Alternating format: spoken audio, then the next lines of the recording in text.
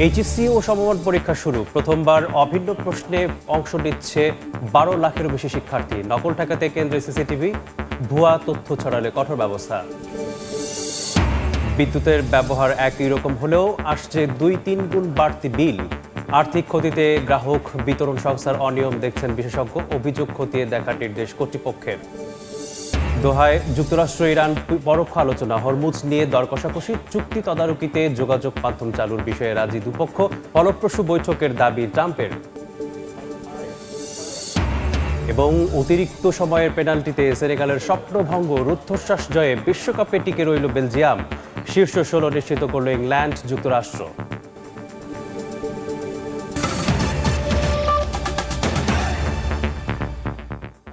সময় সংবাদের সঙ্গে আছি আমি মিসবাহুল আলিফ। চলতি বছরের এইচএসসি ও সমমান পরীক্ষা শুরু হয়েছে। এবার সব বোর্ডে একই প্রশ্নপত্র চলছে পরীক্ষা। সকাল 10টায় শুরু হওয়া পরীক্ষা চলবে দুপুর 1টা পর্যন্ত। সারা দেশের 2697টি কেন্দ্রে পরীক্ষা অনুষ্ঠিত হচ্ছে। এবছর নকল ও প্রশ্নফাঁস ঠেকাতে সব কেন্দ্রে সিসিটিভি ক্যামেরা স্থাপন করা হয়েছে। শিক্ষা মন্ত্রণালয়ের মনিটরিং সেল থেকে এগুলো পর্যবেক্ষণ করা হবে। এছাড়া সামাজিক যোগাযোগ মাধ্যমে বিভ্রান্তিকর তথ্য ছড়ালে দোষীদের বিরুদ্ধে কঠোর ব্যবস্থা নেওয়ার হুঁশিয়ারি দেওয়া হয়েছে। পাশাপাশি সঠিকভাবে খাতা মূল্যায়নে শিক্ষকদের নির্দেশনা দিয়েছে মন্ত্রণালয়। এই মুহূর্তে রাজধানীর উদয়ন উচ্চ মাধ্যমিক বিদ্যালয় কেন্দ্রে আছেন সহকর্মী সামদানি প্রত্যয়। চট্টগ্রামে ফেরদৌস লিপি, সিলেটে জয়ন্ত কুমার দাস, রংপুরে আব্দুর রশিদ জীবন এবং বরিশালে আছেন অপূর্ব অপু। সরাসরি প্রথমে যাচ্ছি সামদানির কাছে। সামদানি, 12 লক্ষ শিক্ষার্থীরও অধিক 12 লাখেরও বেশি শিক্ষার্থী এবারের এইচএসসি পরীক্ষায় অংশগ্রহণ করছে। আর পরীক্ষা কিন্তু শুরু হয়ে গেছে। পরীক্ষা শুরুর ঘন্টা বাজার সঙ্গে সঙ্গেই বাংলা প্রথম পত্র পরীক্ষার মধ্য দিয়ে এবছরের এইচএসসি পরীক্ষা শুরু হয়ে গেল। এই মুহূর্তে কেন্দ্রের বাইরে আমরা দেখতে পাচ্ছি আইনশৃঙ্খলা রক্ষাকারী বাহিনীর সদস্যরা এবছর পূর্ব নির্ধারিত নীতিমালা অনুযায়ী পরীক্ষা কেন্দ্রের 200 গজ দূরত্বে আসলে সকল অভিভাবককে পাঠিয়ে দিচ্ছেন। এবং একই সঙ্গে এবার আমরা দেখতে পাচ্ছি নিরাপত্তার জন্য আমরা দেখতে পাচ্ছি যে পুলিশ সদস্যদের কিন্তু বডি ওর্ন ক্যামেরা দেয়া হয়েছে। অর্থাৎ পুলিশ সদস্যরা এবার নিরাপত্তার ক্ষেত্রে সাধারণ যে স্বাভাবিক প্রক্রিয়া তার পাশাপাশি তারা বডি ওর্ন ক্যামেরা ব্যবহার করছে। এবার পূর্ণাঙ্গ সিলেবাসে এবার পরীক্ষা অনুষ্ঠিত হওয়ায় এবারের পরীক্ষা অংশ নিচ্ছে প্রায় 12,70,000 তারও বেশি শিক্ষার্থী। সুষ্ঠু, স্বচ্ছ ও নকলমুক্ত পরিবেশ নিশ্চিত করতে প্রশ্নপত্রের নিরাপত্তা থেকে শুরু করে পরীক্ষার্থীদের জন্য একাধিক কঠোর নির্দেশনা জারি করেছে শিক্ষা বোর্ড। এবার ডিএমপির নির্দেশনা অনুযায়ী 200 গজের মধ্যে সাধারণ মানুষের প্রবেশাধিকারও নিষিদ্ধ করেছে ডিএমপি। এবছরের এই এইচএসসি ও সমমানের যে লিখিত পরীক্ষা, সেই পরীক্ষাটি চলবে 2রা জুলাই থেকে 8 আগস্ট পর্যন্ত এবং 15ই আগস্টের মধ্যে ব্যবহারিক পরীক্ষা শেষ করতে বলা হয়েছে। এবং একই সঙ্গে আমরা দেখি যদি যে নির্ধারিত যে সময়সূচি, সেই সময়সূচি অনুযায়ী সকাল 10টায় শুরু হওয়া এই পরীক্ষাটি চলবে 1টা পর্যন্ত। এই মুহূর্তে আপনারা দেখছিলেন ঢাকার এইচএসসি পরীক্ষার খবর। এই মুহূর্তে আমরা চলে যাব সরাসরি চট্টগ্রাম। সেখানে রয়েছেন আমাদের সহকর্মী ফেরদৌস লিপি। সরাসরি আমরা চলে যাচ্ছি চট্টগ্রামে।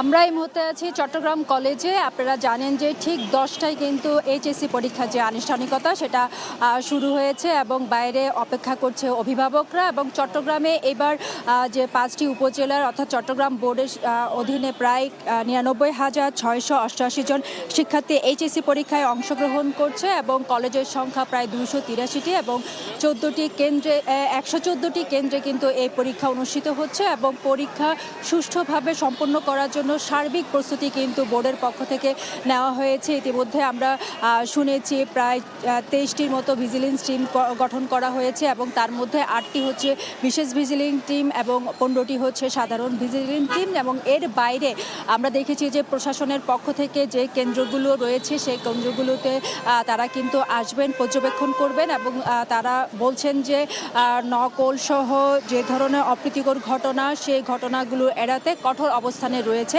প্রশাসনের পক্ষ থেকে। এবং সিএমপির পক্ষ থেকেও আমরা দেখেছি যে পরীক্ষার যে 100 গজের মধ্যে কোনো ধরনের যে অস্ত্র এবং মিছিল সমাবেশ এগুলো নিষেধাজ্ঞা করা হয়েছে। এবং আপনারা দেখছেন যে অভিভাবকরা অপেক্ষা করছে এবং অভিভাবকরা করছেন আজকের যে পরীক্ষা শুরু হলো এবং তারা আশা করছেন প্রশ্নপত্র কিংবা শিক্ষার্থীদের যে অংশগ্রহণ সেটা আসলে ভালো হবে এমন প্রত্যাশা করছেন। এবং আমরা দেখেছি যে এর আগে 9:30 থেকেই কিন্তু শিক্ষার্থী শিক্ষার্থীরা কেন্দ্রগুলোতে প্রবেশ করতে শুরু করেছেন এবং প্রায় 10টা পর্যন্ত কিন্তু তারা কেন্দ্রে প্রবেশ করেছেন এবং যেসব শিক্ষার্থীরা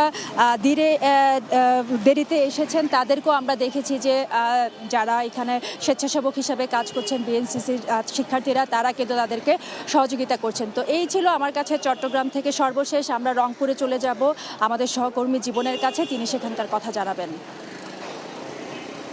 দিনাজপুর শিক্ষা বোর্ডের অধীনে ১,১৩,৪৭৯ জন শিক্ষার্থী এবার কিন্তু পরীক্ষা দিচ্ছে এবং রংপুর বিভাগের কথা যদি বলি 465টি কলেজের প্রায় বলা চলে যে 213টি পরীক্ষার কেন্দ্রে কিন্তু এই পরীক্ষা অনুষ্ঠিত হচ্ছে এবং আমরা সকাল থেকে দেখেছি যারা অভিভাবক তারা কিন্তু তাদের যে শিক্ষার্থী যারা রয়েছে অর্থাৎ তাদের যে সন্তান রয়েছে তাদেরকে সাথে নিয়ে পরীক্ষার কেন্দ্রগুলোতে আসছেন এবং পরীক্ষার হলে ঢুকেছে। এরই মধ্যে পরীক্ষা আসলে শুরু হয়ে গেছে। বাইরে যারা অভিভাবক রয়েছেন তারা কিন্তু অপেক্ষা করছেন তাদের সন্তানদের জন্য এবং বলে রাখি এবার দিনাজপুর শিক্ষা বোর্ডে কিন্তু ১,১৩,৪৭৯ জন শিক্ষার্থী পরীক্ষা দিচ্ছেন। তার মধ্যে আসলে ছাত্র হচ্ছেন ৫৪,৪৩৬ জন এবং ছাত্রী হচ্ছেন ৫৯,০৪৩ জন এবং এই যে শিক্ষার্থীরা যেন নির্বিঘ্নে পরীক্ষা দিতে পারে সেই জন্য কিন্তু দিনাজপুর শিক্ষা বোর্ড এবং একই সাথে প্রশাসন কিন্তু যে ধরনের ব্যবস্থা নেওয়া দরকার সেই ব্যবস্থাগুলো নিয়েছেন। পাশাপাশি সব ধরনের নকল এড়াতে এবং অপ্রীতিকর ঘটনা এড়াতে প্রশাসনের পক্ষ থেকে সব ধরনের ব্যবস্থা নেওয়া হয়েছে এবং স্ট্রাইকিং ফোর্স তৈরি আছে বলে জানিয়েছেন রংপুরের জেলা প্রশাসন। এবং আমরা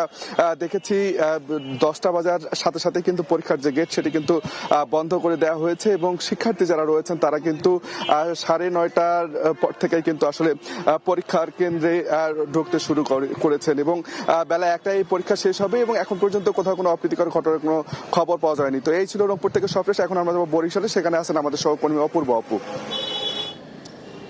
রংপুর বা তার আগে চট্টগ্রামের সহকর্মীরা যেমনটি জানিয়েছিলেন যে দেশের অন্যান্য শিক্ষা বোর্ডের মতোই বরিশালের শিক্ষা বোর্ডের অধীনেও আজকে সকাল ঠিক 10টায় এইচএসসি সমমানের পরীক্ষা শুরু হয়ে গিয়েছে। এই মুহূর্তের ভিতরে পরীক্ষা শুরু হয়ে গিয়েছে কয়েক মিনিট আগে এবং কিছুক্ষণ আগেও দেখেছি এই জায়গাটিতে অভিভাবকদের উপচে পড়া ভিড় ছিল, কিন্তু প্রশাসনের পক্ষ থেকে তাদেরকে কিছুক্ষণ এইমাত্র এখান থেকে সরিয়ে দেওয়া হয়েছে। বরিশাল শিক্ষা বোর্ডের অধীনে এবছর 350টি কলেজ থেকে মোট কেন্দ্র সংখ্যা করা হয়েছে 142টি, অর্থাৎ 350টি কলেজ থেকে এবছর পরীক্ষায় অংশ নিচ্ছে 60,436 জন শিক্ষার্থী রেজিস্ট্রেশন করেছিল এবং তার মধ্যে ছাত্র 28,030 জন, ছাত্রী 32,406 জন। শিক্ষা বোর্ড কর্তৃপক্ষ জানিয়েছে যে পরীক্ষা নকলমুক্ত করতে এবং পরীক্ষার সুষ্ঠু পরিবেশ বজায় রাখতে তারা কিন্তু ভিজিলেন্স টিম গঠন করার পাশাপাশি আলাদা বেশ কয়েকটি কমিটি গঠন করে দিয়েছে যাতে কেউ কোনো অপ্রীতিকর ঘটনা না করতে পারে এবং সেই সাথে সাথে আইন শৃঙ্খলা রক্ষাকারী বাহিনীরও আমরা বাড়তি তৎপরতা লক্ষ্য করেছি যাতে কোনো অপ্রীতিকর ঘটনা না ঘটে, সেই জন্য তারা সতর্ক অবস্থানে রয়েছে।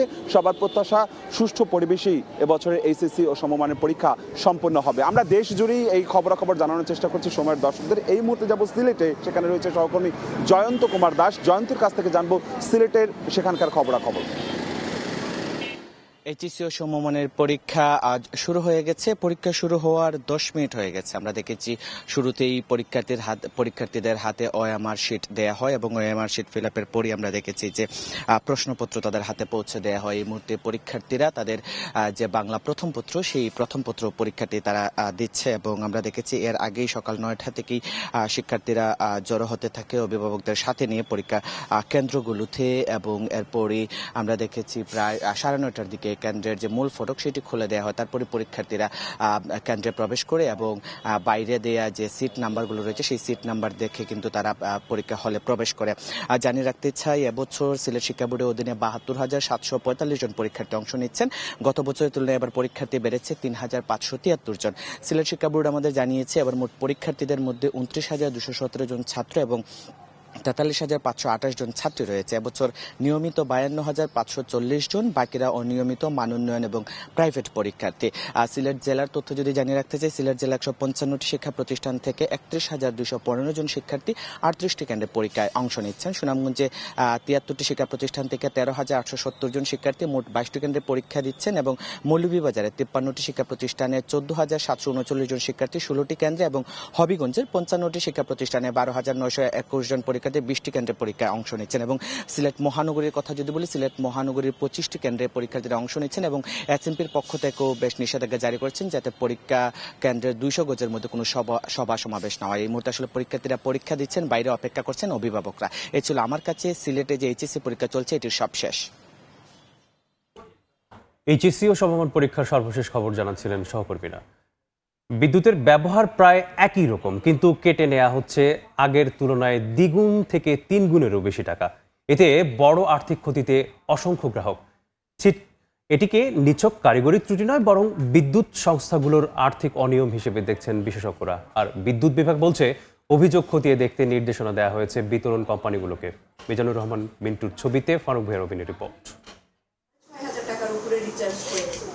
রাজধানীর মোহাম্মদপুরের বাসিন্দা সিজার রহমান গত 5 বছর আছেন একই বাসায়। সাধারণত 1.5 থেকে 2,000 টাকায় সীমিত থাকে মাসের বিদ্যুৎ খরচ, কিন্তু জুনে এক লাফে তা অস্বাভাবিক হারে বেড়েছে কয়েক গুণ। এটা টোটালি একটা ভুতুরে ব্যাপার মনে হচ্ছে, যেটা একেবারে অস্বাভাবিক। এটা কখনোই হয় না, স্বাভাবিকের তুলনায় 3-4 গুণ বেশি। অলরেডি আমরা রিচার্জ করে ফেলেছি, জাস্ট 15 দিনে আমরা 6,500 করেছি, আর তার আগে তো যেটা করেছি অলমোস্ট 8-9 হাজার টাকার মতো আমাদের এই 1 মাসে করা হয়ে গেছে। সাবেক সরকারি কর্মকর্তা লতিফ বক্সির অভিজ্ঞতাটা আরও তিক্ত।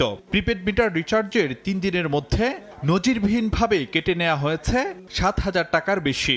28 তারিখে আমি 8,000 টাকা রিচার্জ করলাম, 28, 29, আজকে হলো 30, আজকে আমার ব্যালেন্স হলো 961 টাকা। কিভাবে সম্ভব? অ্যাভারেজ আমার প্রতি মাসে প্লাস মাইনাস 5,000 টাকায় হয়ে যায়, কিন্তু আমার এই মাসে যেভাবে হয়েছে এটা মানে বেশ অবিশ্বাস্য। কমপ্লেন করলে বলে আমাদের কিছু করার নাই। রাজধানীতে এমন অভিযোগ অগণিত গ্রাহকের। জুন থেকে বিদ্যুতের দাম বাড়ানো হয়েছে বটে, তবে যে হারে টাকা কাটা হচ্ছে তা একেবারে অস্বাভাবিক। বিদ্যুতের ব্যবহার প্রায় একই রকম থাকলেও জুনে এসে বিল গুনতে হচ্ছে আগের তুলনায় দ্বিগুণ 3 গুণেরও বেশি। এরকম ভাবে তো কোনো সময় কাটে নাই, টাকা ভরতেছি টাকা চলে যাচ্ছে, কেন কাটতেছে এটা কোনো সদুত্তর তারা দিতে পারতেছে না। এখন বিদ্যুতের দাম বাড়লে তাই বলে কি একদিনে 300, 400, 500 টাকা করে একটা ঘরের বিদ্যুৎ চার্জ করে? 1,000 টাকা 1 মাসে উপরে যেত, কিন্তু এখন আমার 2,000 টাকা 1 মাস যায় নাই। গত মাসে যে ব্যবহার ছিল আমার এই মাসে সেম ব্যবহারই আছে, কিন্তু আমার গত মাসে ছিল আমার 1500 টাকা ছিল, এখন আমার হয়ে গেল 4,000 টাকা। তাহলে তো অস্বাভাবিক মনে হবেই। এরকম ভাবে হইলে তো আমরা চলতে পারতেছি না, আমাকে 8 থেকে কারেন্টের বিলই বেশি যেতে আছে। অস্বাভাবিক হারের এই বিদ্যুৎ বিল বিতরণ সংস্থাগুলোর আর্থিক অনিয়মের কৌশল বলে অভিযোগ কারো কারো। গ্রাহকদের প্রতি বিদ্যুৎ বিতরণ কোম্পানিগুলো কতটা দায়বদ্ধ তা নিয়ে প্রশ্ন আছে কম বেশি। অতিরিক্ত বিদ্যুৎ বিল নেওয়া সহ হরহামেশাই গ্রাহক ভোগান্তির যেসব অভিযোগ সামনে আসছে তা নিয়ন্ত্রণে বিতরণ কোম্পানিগুলোকে জবাবদিহিতার আওতায় আনার তাগিদ দিচ্ছেন বিশেষজ্ঞরা। এরা এত বেশি চালাক হয়ে গেছে, ম্যানুয়ালি আগে যে চুরি করতো এখন ডিজিটালি এটা করছে। নোবডি ইজ অ্যাকাউন্টেবল, তাই তো হচ্ছে। কোনো এই ডিজিটাল মিটারের রং প্রোগ্রাম যদি থেকে থাকে অথবা এই ওভার রিডিংয়ের যদি যে জিনিসটা হচ্ছে, এটার জন্য কোনো অফিসারের তো চাকরি যায় নাই, কোনো লাইনম্যান তো শোকজ হয় নাই, কারোই তো কিছু হয় নাই। তো না হলে এটা শাস্তিটা কার হবে? স্টেট মিনিস্টার আছে এখানে, একটা ফুল মিনিস্টার আছে। বিদ্যুৎ বিভাগ অবশ্য বলছে অভিযোগ আমলে নিয়ে প্রয়োজনীয় ব্যবস্থা নিতে বিতরণ কোম্পানিগুলোকে নির্দেশনা দেওয়া হয়েছে। অলরেডি আমরা সব ইউটিলিটিকে বলে দিয়েছি এই বিষয়গুলো সর্বোচ্চ সতর্কতা দিয়ে দেখতে, কোনো গ্রাহকের যদি কোনো হয়রানি হয় তাদেরকে প্রপারলি অ্যাটেন্ড করতে। গ্রাহকদের বিদ্যুৎ অফিসে গিয়ে সরাসরি কিংবা হটলাইনে অভিযোগ জানানোর অনুরোধ করেছে বিদ্যুৎ বিভাগ। ফারুক ভিয়া, রবিন, সময় সংবাদ, ঢাকা। সময় সংবাদে আরও থাকছে। সুখপুর সুরুজ ও পয়রা আলামিনের চাষের রাজত্ব খিলগাঁওয়ের পশ্চিম নন্দীপাড়া। 3 ভাইয়ের পারিবারিক পাতক সিন্ডিকেট, নজরদারিতে রাখার দাবি র্যাবের।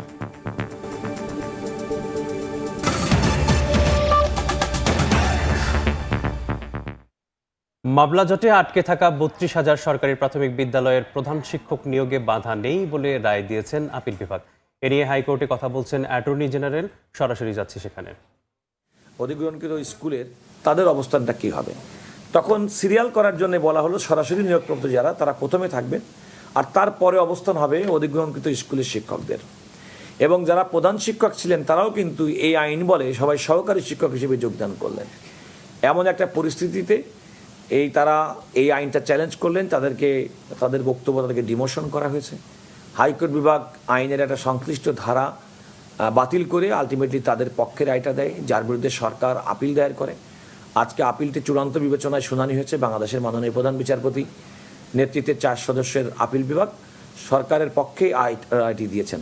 অর্থাৎ এখন সরাসরি নিয়োগপ্রাপ্ত প্রধান শিক্ষকের সঙ্গে অধিগ্রহণকৃত কিংবা সাবেক বেসরকারি প্রাথমিক শিক্ষকদের যে আইনি জটিলতা ছিল, আজকের রায়ের মাধ্যমে সেই আইনি জটিলতা দূর হলো। সরকার এখন এই 32,000 প্রাথমিক বিদ্যালয়ে প্রধান শিক্ষক নিয়োগ দিতে পারবেন, আইনি কোনো বাধা থাকবে না। এটা তো সাবিনা আসছে, আমি তো ব্রেক করবো, তো তার জন্য তো অ্যাটর্নি জেনারেলের বক্তব্যের সম্পূর্ণ অংশ দেখতে ভিজিট করুন সময় টিভির ফেসবুক পেজে। এবার বিশ্বকাপ ফুটবলের খবর।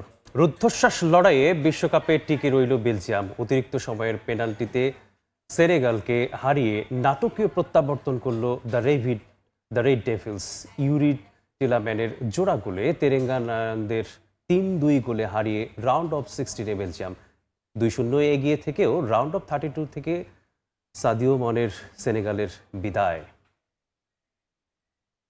2.5 মিনিটের ঝড়ে স্বপ্ন ভাঙে সেনেগালের। বুড়ো হাড়ের ভেলকি দেখালেন বেলজিয়ামের সবচেয়ে অভিজ্ঞ স্ট্রাইকার রোমেলো লুকাকু। 85 মিনিট পর্যন্ত 2-0 গোলে এগিয়ে থাকা তেরেঙ্গা লায়নদের কাছ থেকে মূলত ম্যাচটা বের করে আনেন 33 বছর বয়সী এই ফুটবলার। এরপর টিলাম্যানের গোল আর অতিরিক্ত সময়ে পাওয়া বিতর্কিত পেনাল্টি থেকে এবারের বিশ্বকাপের নাটকীয় প্রত্যাবর্তনের গল্প লেখে দ্য রেড ডেভিলস। তাতেই হৃদয় ভাঙল সাদিও মানের সেনেগালের। ম্যাচের অতিরিক্ত সময়ে সেনেগালের ডি বক্সে ফাউলের শিকার হন বেলজিয়াম অধিনায়ক ইউরি টিলাম্যান। এরপর রেফারির লম্বা ভিআর চেক, যেখানে সিদ্ধান্তটা যায় বেলজিয়ামের পক্ষেই। পেনাল্টির কল দেন রেফারি। সেখান থেকে 2-0 গোলে পিছিয়ে পড়া ম্যাচ বেলজিয়াম জিতে নেয় 3-2 গোলে। যদিও সিয়াটলে ম্যাচের শুরুর রূপটা ছিল একেবারেই ভিন্ন। শুরু থেকেই আক্রমণাত্মক ফুটবল খেলে তেরেঙ্গা লায়নরা। গোল পেতেও বেশি সময় লাগেনি তাদের। 25 মিনিটে সাদিও মানের দুর্দান্ত ক্রস থেকে ইসমাইল সারের হেডে বল পোস্টে লেগে ফিরে এলেও রিবাউন্ডে জালে জড়ান হাবিব দিয়ারা। 1-0 গোলে এগিয়ে যায় আফ্রিকান প্রতিনিধিরা। প্রথমার্ধে ব্যবধান বাড়ানোর বেশ কয়েকটি সুযোগ পেলেও তা কাজে লাগাতে পারেনি সাদিও মানেরা। দ্বিতীয়ার্ধে স্কোরশিটে নাম লেখান ইসমাইল সার। শক্তিশালী ফিনিশিংয়ে ব্যবধান 2-0 করেন এই ফরওয়ার্ড। 2 গোলে পিছিয়ে পড়েও হাল ছাড়েনি বেলজিয়াম। উপায় না দেখে মাঠে বেশ কিছু পরিবর্তন আনেন বেলজিয়াম কোচ। উঠিয়ে নেন অভিজ্ঞ ডি ব্রুইনা ও জেরেমি ডোকুকে। তাতেও কাজ হচ্ছিল না। সেনেগালের ডিফেন্স কিছুতেই ভাঙতে পারছিল না বেলজিয়াম। বিশ্বকাপ থেকে ছিটকে পড়ার শঙ্কায় পড়ে যায় রেড ডেভিলস। তবে বেলজিয়ামের ত্রাতা হয়ে আসেন বদলি নামা লুকাকু। 85 মিনিটে থমাস মুনিয়রের অ্যাসিস্ট থেকে রেড ডেভিলদের ম্যাচে ফেরান এই ফুটবলার। তখনও হয়তো আসন্ন বিপদ আঁচ করতে পারেনি সেনেগাল। 3 মিনিট পর আবারও সেনেগালের ডিফেন্স ভাঙে বেলজিয়াম ফরওয়ার্ডরা। লিওনার্দো ট্রোসার্ডের বাড়ানো বল থেকে রীতিমতো ফ্রি হেডার থেকে গোল করে ব্যবধান 2-2 করেন ইউরি টিলাম্যান। আর তাতেই আক্ষেপ বাড়ে সেনেগালের। রাউন্ড অফ 32 থেকে বিদায় নিতে হয়েছে তেরেঙ্গা লায়নদের। আর নাটকীয় জয়ে রাউন্ড অফ 16-এ বেলজিয়াম। ফাহিম ইসলাম, সময় সংবাদ। অন্য ম্যাচে আটলান্টায় ইংলিশদের ত্রাণকর্তা হ্যারি কেইন তার এই জোড়া গোলে কঙ্গোর কাছ থেকে জয় ছিনিয়ে নিয়েছে ইংল্যান্ড। বিশ্বকাপের গোল সংখ্যায় পেলেকে ছাড়িয়ে গেছেন কেইন।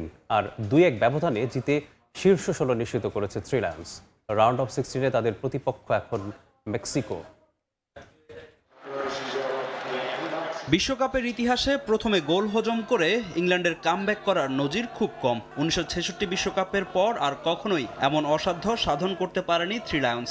60 বছর পর হ্যারি কেইনের সুবাদে পিছিয়ে পড়েও ম্যাচ জিতল ইংল্যান্ড। তবে আটলান্টা স্টেডিয়ামে ইংলিশদের কঠিন পরীক্ষার মুখোমুখি ফেলে দেয় ডিআর কঙ্গো। এক প্রকার খাদের কিনারায় পড়ে যায় থ্রি লায়ন্স। অঘটন শিকারের দ্বার প্রান্তে চলে যায় থমাস টুকেল শিষ্যরা। তবে ম্যাচের শেষ কোয়ার্টারে গর্ডন কেইন জুটি কোনো অঘটন ঘটতে দেয়নি। সেই সঙ্গে জোড়া গোল করে বিশ্বকাপ ইতিহাসে পেলেকে টপকে 13 গোল নিয়ে জাস্ট ফান্টেইনের সঙ্গে ষষ্ঠ সর্বোচ্চ গোল স্কোরার এখন হ্যারি কেইন। ডিআর কঙ্গো এগিয়ে যায় ম্যাচের 7 মিনিটে। দ্য লিওপার্ডসদের লিড এনে দেন ব্রায়ান চিপাঙ্গা। সেই গোল খেয়ে ম্যাচে ফেরার চেষ্টা চালায় হ্যারি কেইনরা। তবে কঙ্গো গোলরক্ষক এমপিস নাজুইয়ের দৃঢ়তায় গোলের মুখ দেখেনি রাশফোর্ড বেলিংহামরা। তবে প্রথমার্ধে বেশ কয়েকটি বিতর্কিত সিদ্ধান্ত ইংল্যান্ডের বিপক্ষেই দেন ম্যাচ রেফারি। 1-0 গোলে পিছিয়ে পড়ে বিরতিতে যায় ইংলিশরা। দ্বিতীয়ার্ধে ম্যাচে ফিরতে প্রাণপণ চেষ্টা চালায় ইংল্যান্ড। তবে কিছুতেই কঙ্গোর রক্ষণ ভাঙতে পারছিল না ইংলিশ ফরওয়ার্ডরা। উপায় না দেখে পরিবর্তন আনেন থমাস টুকেল। মাঠে নামেন অ্যান্টোনিও গর্ডন ও এবেরেচি এজে। ফ্রেশ লেগ নিয়ে নতুন উদ্যমে শুরু করে থ্রি লায়ন্স। এবারের বিশ্বকাপে নিষ্প্রভ থাকা গর্ডনকে নিয়ে হয়েছিল আলোচনা। সঠিক সময়ে জ্বলে উঠলেন এই ফরওয়ার্ড। ৭৫ মিনিটে তার অ্যাসিস্ট থেকেই ম্যাচের সমতায় ফেরান কেইন। এর 10 মিনিট পরে আবারও গর্ডন কেইন ম্যাজিক। ম্যাচ অতিরিক্ত সময়ে গড়াতে দেয়নি এই জুটি। দুর্দান্ত এক গোলে ডিআর কঙ্গোর জয়ের স্বপ্ন ভেঙে চুরমার করেন ইংলিশ অধিনায়ক। তাতেই রাউন্ড অফ 16 নিশ্চিত হয়ে যায় থ্রি লায়ন্সদের, যেখানে তাদের জন্য অপেক্ষা করছে মেক্সিকো। ফাহিম ইসলাম, সময় সংবাদ। 10 জনের দল নিয়ে রাউন্ড অফ 16 নিশ্চিত করল যুক্তরাষ্ট্র। বসনিয়া হার্জেগোভিনাকে 2-0 গোলে হারিয়েছে স্বাগতিকরা। ম্যাচে একটি করে গোল করেছেন ফ্লোরিন বলগান এবং মালিক টিলাম্যান। পরবর্তী রাউন্ডে যুক্তরাষ্ট্রের প্রতিপক্ষ মেক্সিকো। তুরস্কের বিপক্ষে শেষ ম্যাচটা বাদ দিলে বিশ্বকাপে মার্কিন যুক্তরাষ্ট্রের গ্রুপ পর্ব ছিল দুর্দান্ত। পক্ষান্তরে তৃতীয় হয়ে কোনো রকমে নকআউটে বসনিয়া অ্যান্ড হার্জেগোভিনা। তাই রাউন্ড অফ 32 এই ম্যাচে যে স্বাগতিকরা দাপটে থাকবে তা ছিল প্রত্যাশিত। প্রতিপক্ষের রক্ষণে চাপ তৈরি করতে 5 মিডফিল্ডার আর 2 অ্যাটাকার নিয়ে মাউরিসিও পচেত্তিনোর কৌশল। এক ম্যাচ বিশ্রাম দিয়ে আক্রমণ ভাগে ক্রিস্টিয়ান পুলিসিক, সঙ্গী ফ্লোরিন বালুগান। শুরু থেকেই কোণঠাসা বসনিয়া। 32 মিনিটে প্রতিপক্ষের জালে ফ্লোরিনের গোল, কিন্তু তা বাতিল অফসাইডের ফাঁদে। ডিফেন্ডার আর মিডফিল্ডারদের নিয়ে লো ব্লক করে যুক্তরাষ্ট্রকে রুখে দেওয়ার প্রাণান্ত চেষ্টা বসনিয়ার। তবে পচেত্তিনো শিষ্যদের মুহুর্মুর আক্রমণে ভেঙে পড়ে তাদের দেয়াল। 45 মিনিটে প্রথম গোল বাতিলের আক্ষেপ মেটান ফ্লোরিন বলগান। স্বস্তির লিড নিয়ে বিরতিতে যায় পুলিসিকরা। যুক্তরাষ্ট্র যতটা সহজ ভেবেছিল এই ম্যাচ হয়নি ততটা। দ্বিতীয়ার্ধে অতিরিক্ত রক্ষণাত্মক কৌশল থেকে বেরিয়ে আসে বসনিয়া। তাতে ক্লিয়ার চান্স তৈরি না হলেও স্বাগতিকদের রক্ষণে ঠিকই ভীতি সঞ্চার করতে সমর্থ হয় তারা। এর মাঝে ফ্লোরিন বলগান লাল কার্ড দেখে যুক্তরাষ্ট্র 10 জনের দলে পরিণত হলে জমে ওঠে ম্যাচ। 78 মিনিটে যুক্তরাষ্ট্রের আরও একটি গোল বাতিল হয় অফসাইডের গ্যারাকলে। তবে তা পুষিয়ে দেন টিলম্যান। বসনিয়ার ডি বক্সের একদম বাইরে পাওয়া ফ্রি কিক অসাধারণ দক্ষতায় জালে জড়িয়ে ব্যবধান 2-0 করেন জার্মান বংশোদ্ভূত এই অ্যাটাকিং মিডফিল্ডার। ম্যাচের বাকি সময় এই ব্যবধান ধরে রেখে শীর্ষ 16 টিকিট নিশ্চিত করে যুক্তরাষ্ট্র। গ্যালারিতে মার্কিনীদের গর্জন আর মাঠে ফুটবলারদের দাপটে বিধ্বস্ত হয়ে শেষ পর্যন্ত বিশ্বকাপ থেকে বিদায় নিতে হয়েছে বসনিয়াকে। অপরদিকে জয়ের ধারা অব্যাহত রেখে বিশ্বকাপ জয়ের স্বপ্ন দেখছে যুক্তরাষ্ট্র।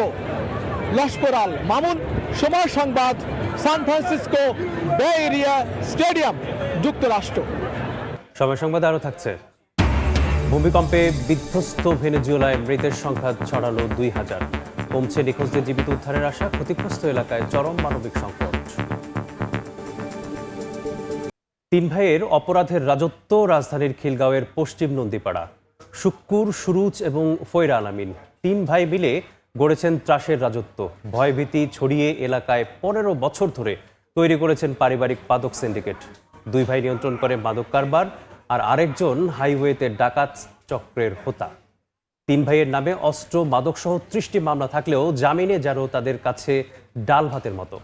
র্যাব বলছে তারা নজরদারিতে আছে, বের হয়ে অপরাধে জড়ালেই গ্রেপ্তার। আরও জানাচ্ছেন মাসুদুর রহমান।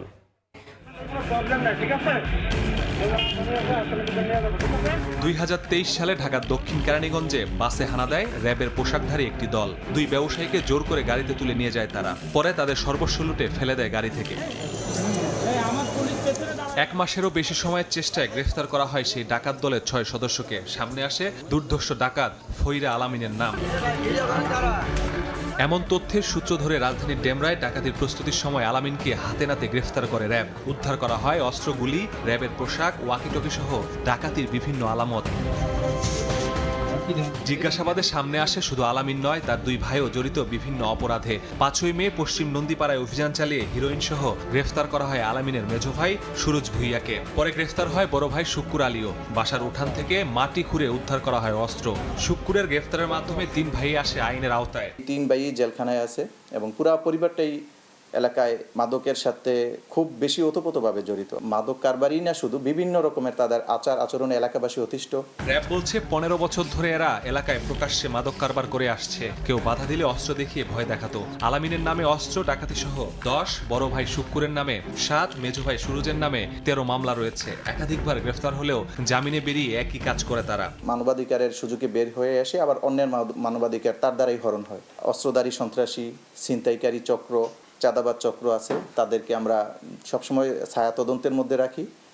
যখনই তারা কোনো কিছুতে এগিয়ে আসে, আমরা তাদেরকে আইনের আওতায় নিয়ে আসার জন্য সর্বদা সচেষ্ট থাকি।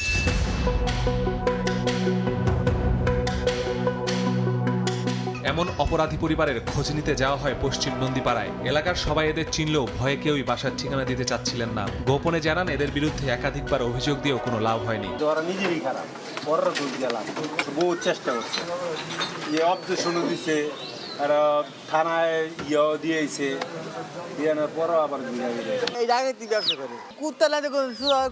এদের মাদকের বিস্তারে এলাকার অনেক ছেলে হয়েছে মাদকাসক্ত, এমন অভিযোগ করলেন এক মা। এদের উৎপাতে অনেকে আবার জমি বিক্রি করে ছেড়েছেন এলাকাও। ঘরে কিছু খাই না, ঘরে কাপড় বন্ধু চামচ নিয়ে ছেলে মুখস্থ পারতে কেউ নিচে লিখে গেছেন, কিছু কইলে মারতে যায়। আজকে 1 বছর ধরে বেশি আমরা। বিকেল গড়িয়ে সন্ধ্যা, অনেক কষ্টে সন্ধান মিলল 3 ভাইয়ের মায়ের। ক্যামেরা দেখতেই কান্নায় ভেঙে পড়লেন তিনি। দাবি করলেন অনেক চেষ্টা করেও তাদের ফেরাতে পারেননি অপরাধ জগৎ থেকে।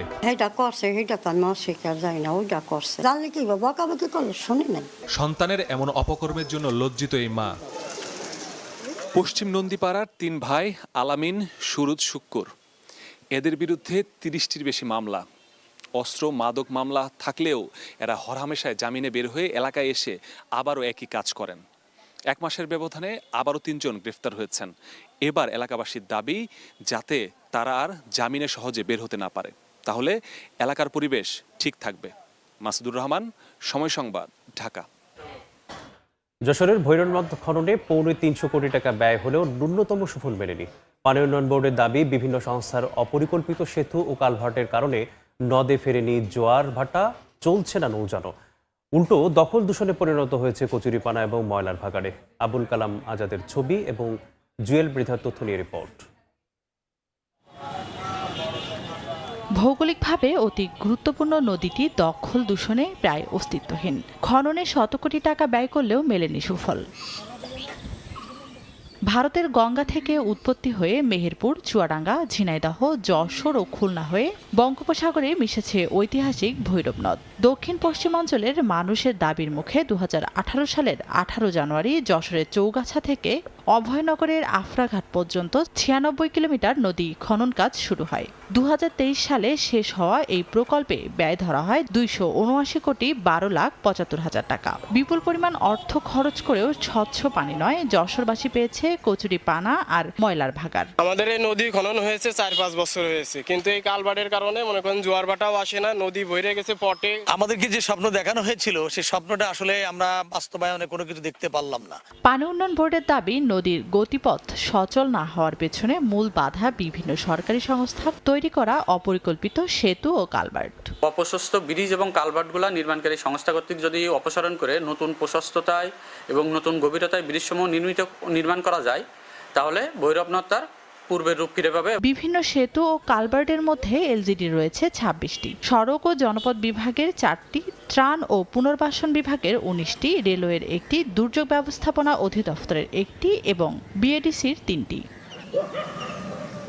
সময় সংবাদ, যশোর। দেশের বাইরের খবর। দোহায় কাতার ও পাকিস্তানের মধ্যস্থতায় শেষ হয়েছে যুক্তরাষ্ট্র ইরান প্রথম দফার পরোক্ষ কারিগরি আলোচনা।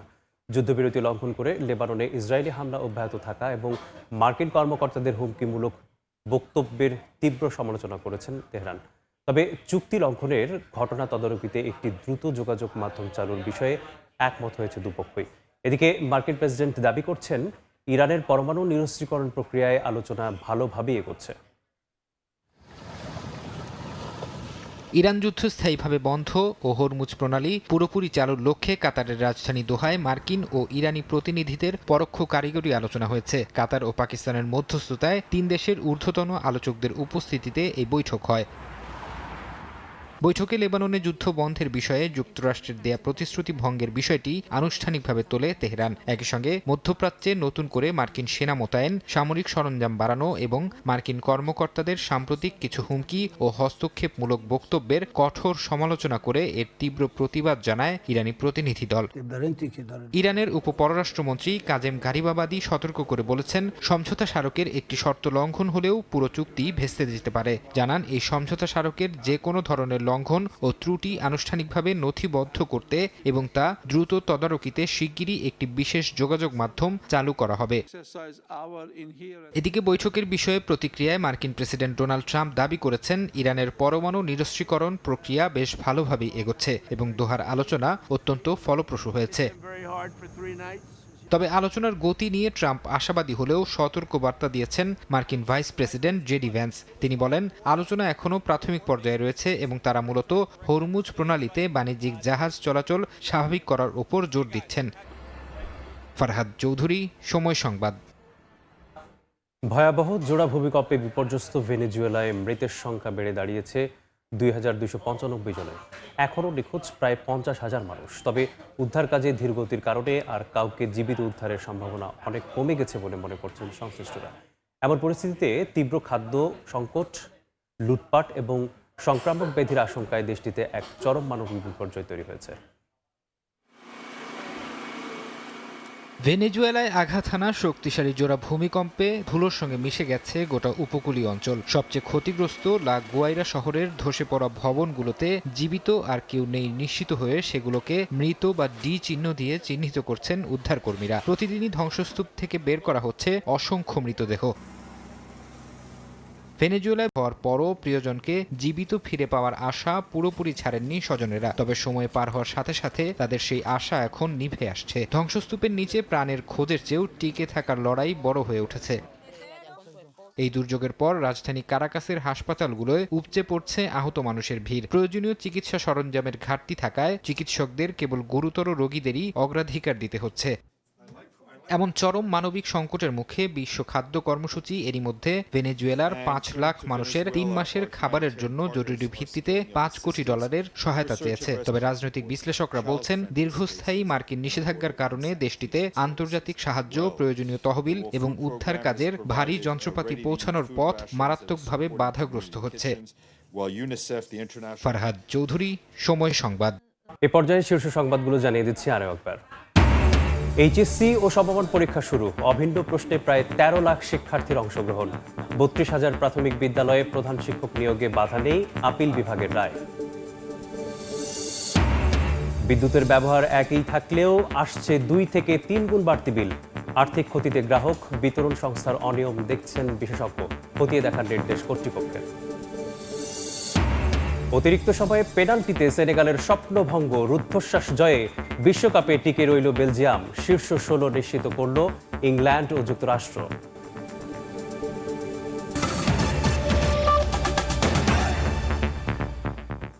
এই ছিল সকাল 10টার সময় সংবাদে। দর্শক, বিশ্বকাপ ফুটবলের মহাযজ্ঞ সরাসরি সম্প্রচার করছে সময় টেলিভিশন। দেখতে চোখ রাখুন সময়ের পর্দায়। এরপর এ সময়ের বাণিজ্যের সঙ্গে থাকবেন ইমদাদুল হক। আলিফ, আপনাকে ধন্যবাদ। এ সময়ের বাণিজ্য নিয়ে আসছি কিছুক্ষণ পর, সঙ্গে থাকুন সময়ের।